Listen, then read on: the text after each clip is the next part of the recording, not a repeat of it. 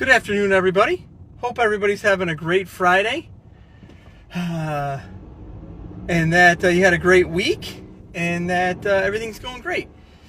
So we're going to dive right into it this week because I feel like this is a topic that is important, that it happens more than we might like to believe, and that also too is very hectic and you're not sure what to do in general. So what happens if you are in a hit and run accident, right? First, I would be remiss if I didn't wish everybody a happy Veterans Day. My family and I are so thankful for your service, for all you veterans out there. So, thank you very much. You enable us to do what we want to do every day. And, thank you. So you've been in a hit and run accident, and just like any accident, it is sudden. It's a very hectic time, and then on top of that, the person that has hit you has decided to drive away. First things first, do not chase after them, right? It is important that in this moment that you try to get as much information that you can, both for the police and for yourself, and also to make sure that you have everything that you will need, right? And so make sure you're out of harm's way. If that means pulling over to the side if you're in an intersection, or making sure you're safe, right?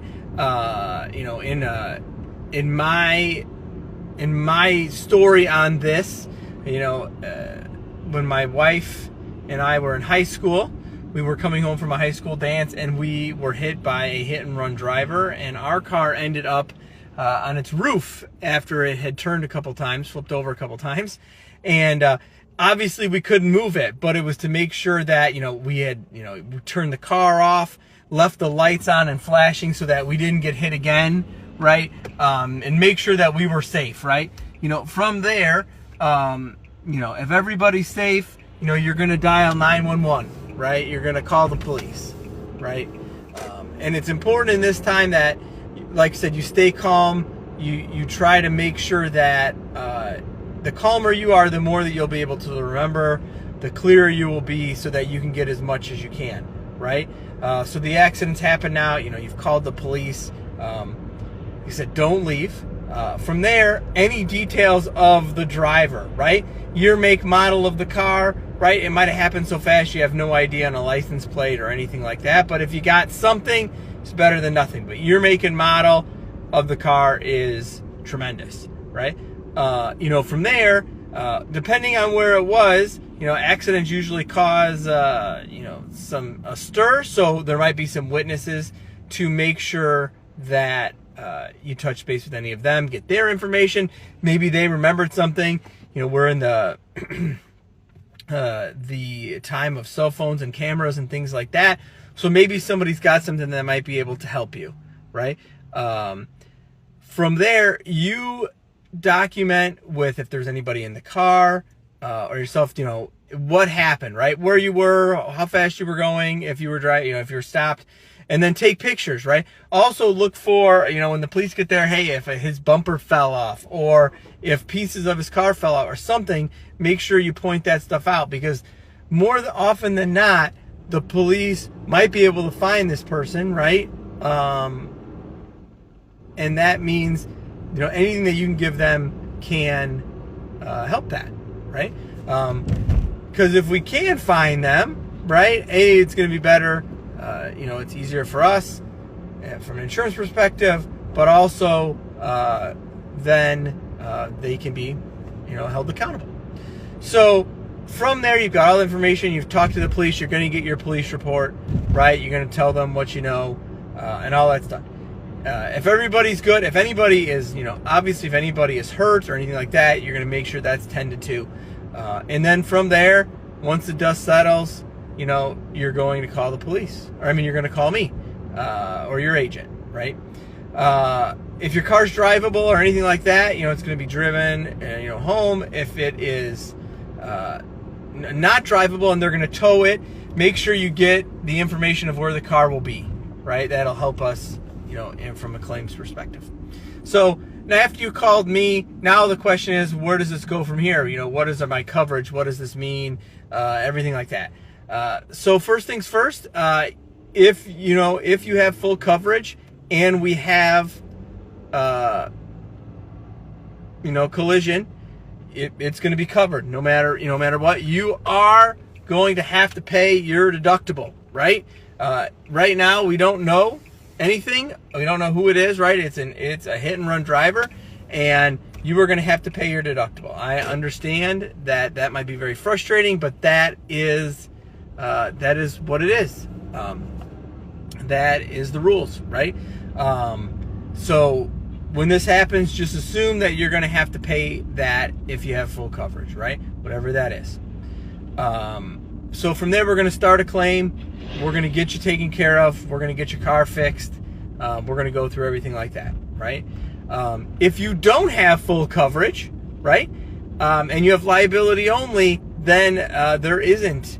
If we don't know who it is and we don't have any information, there's nothing more we can do.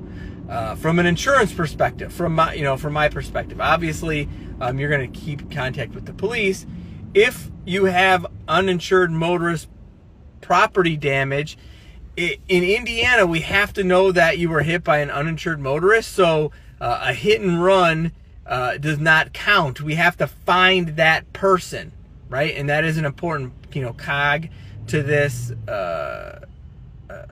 story. In that, even if you have full coverage and uninsured motorist property damage, if you have both of them, we're still going to start with the collision portion of your policy because we don't know if they were uninsured yet. We don't know.